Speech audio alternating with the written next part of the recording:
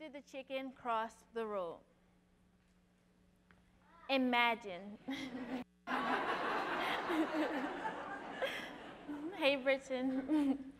Imagine if the infamous chicken who crossed the road never left the comforts of his shell. Imagine he stayed in his egg instead of exploring the world, making an impact, and just simply living life. Better yet, imagine he never crossed the road. Your comfort zone is a place or situation at which you are at ease, without stress, and you're safe, so to say. This may sound wonderful, but in your comfort zone, there is no progression. You live day by day like a norm, an ordinary person who does the bare minimum. Now, I'd usually say a zombie, but my friend here, SpongeBob, he was a better example. In your comfort zone, you feel as though you have control over your life because routine is comfortable. For me, I was comfortable with waking up in the morning, getting on the bus, that is, of course, if I made it on time, going to school, to practice, coming home, doing some homework, and going to bed. That was my set schedule. And if it ain't broke, then nobody fix it, right? But now I look back and it's like, did I do anything? Did I at least have fun? Most importantly, did I do anything of value for myself or for my community? No, not at all. This past November, I experienced what getting out of my comfort zone looked and felt like. First, it was getting comfortable with the idea that I had a voice, and not only did it matter, but it could have a positive impact on other people's lives. This kind of responsibility can be daunting for some people, because it's like, my voice, my one voice could have any power, but yes, it can. It was during my sports practice that I seen a disconnect between the community and the local police officers. But it was mainly within my community. Everyone loves to play basketball, but they'd walk 10 minutes down the block just to another court. Why? Because they were uncomfortable with the police officers, so they decided not to go to the basketball court right next to the police academy. This was alarming to me, because I had a good relationship with the officers after completing their youth empowerment session 2 years ago. And so this was when I realized I could use my voice to change this dynamic. Because I was on both sides, I could be a powerful intermediary. And so I began thinking. I knew I wanted to use basketball as a common ground, and so I thought some more on how this was going to work. Eventually, I thought of a March Madness event to connect the police officers with the youth, and to encourage a deeper connection between these two groups. The second part of reaching my comfort zone, though, was asking for help. Many people, including myself, see asking for help as a reflection of our intellect, as if we ask a question and we don't know what's going on. We're not knowledgeable about this subject, the course, or even the situation. But people are our strongest asset. Fortunately, I have been exposed to a program called GreatJob, who was seeking young people who wanted to grow in their learning journeys. And so I applied, and once accepted, the coaches at GreatJob, they mentored me on how to turn my plan into a reality. The third part of reaching my comfort zone, though, was the recruitment of both the officers and the young people.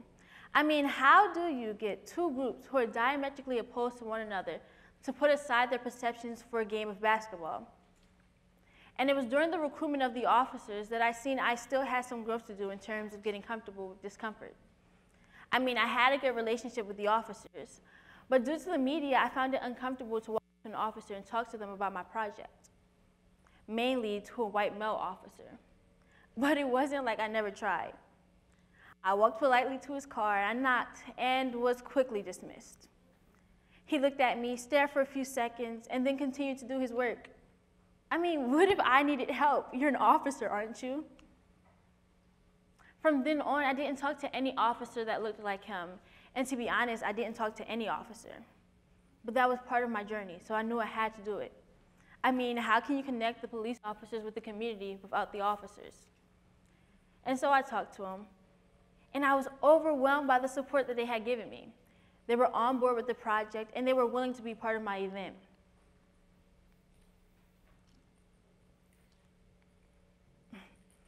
They were willing to be part of my event. Despite the rough start, the event went well. It was very successful. But that doesn't mean it was without mistakes. I mean, I made many mistakes. One being I put off starting, and if you don't know, I am a big procrastinator. Another one being that I could have better coordinated all the moving pieces to ensure that everyone was on the right page. I could have allowed these mistakes to stop me from my main goal of connecting the officers in the community, but I felt as though I was too far into the waters, and this was something I was very passionate about, and so I continued.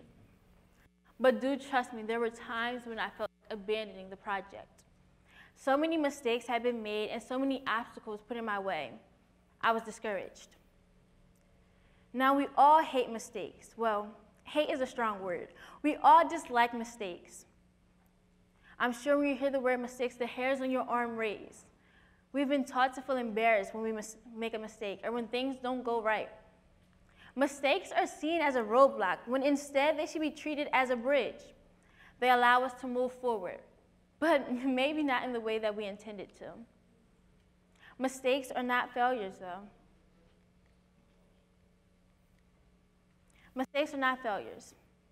What distinguishes a mistake as a failure is whether you learn from that mistake or whether you allow that mistake to overpower you and diminish you.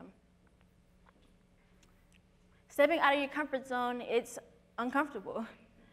It's unfamiliar, but it must be done. Because what would an egg be, what would the chick be if it had not left its egg? Nothing. And that's the same with us. What would we be if we were stuck in our comfort zones? Nothing. It's impossible for us to learn, for us to grow if we are stuck in our comfort zones because there's nothing new to learn or to discover. Now, I'm sure you're sitting here right now thinking of the time you should have stepped out, and you have many good reasons on why you haven't. See, what happened was, go ahead, enter your excuse, I mean good reason. But you can let go of these good reasons, because luckily, you are not this guy. One more. You're not this guy. So you have every opportunity to step out. Stepping out is uncomfortable again. Thank you. There are 6 steps on why, here are 6 steps on what we can do to step out of our comfort zones. 1, we can challenge ourselves. Take a risk. It can be as small as raising your hand in a class that you barely participate in, or as large as jumping out of an airplane. And for some of you, entering the Soul Train line can be a risk. And not only a risk to you, but a risk to us as well. Don't allow your inner self to deter you. You're going to have those thoughts. Like, maybe we shouldn't do this. You're going to have doubt. You're going to have nervousness. And most importantly, that one thought in your head, what if we mess up? Go ahead, mess up. Make mistakes. How can we learn if we do not make mistakes? And learn from them again. Because if you don't, then yes, it is a failure. Lastly, ask for help. And accept and appreciate those who help you. Because we don't have all the resources that we need, whether it be tangible or intellectual. I'm sure there's someone there to help you. There was immense value in the mistakes that I have made. Now for the future, I understand time management and that I have a problem and I need to get help. Conflict resolution and strategies, because so many obstacles have been put in the way and so many mistakes made. And most importantly, community outreach. Because if we're not talking to those around us, if we're not talking to those within our community, then what are we doing? And how are we doing it? These mistakes, combined with me stepping out of my comfort zone, allow me to be capable of being a true agent of change, as it does to each and every one of us. Every day we have on this earth, we have the opportunity to step out and to progress, to make mistakes and learn from them, to have fun and make change while doing so. Will you be the chicken that crosses the road? Remember, life begins at the end of your comfort zone.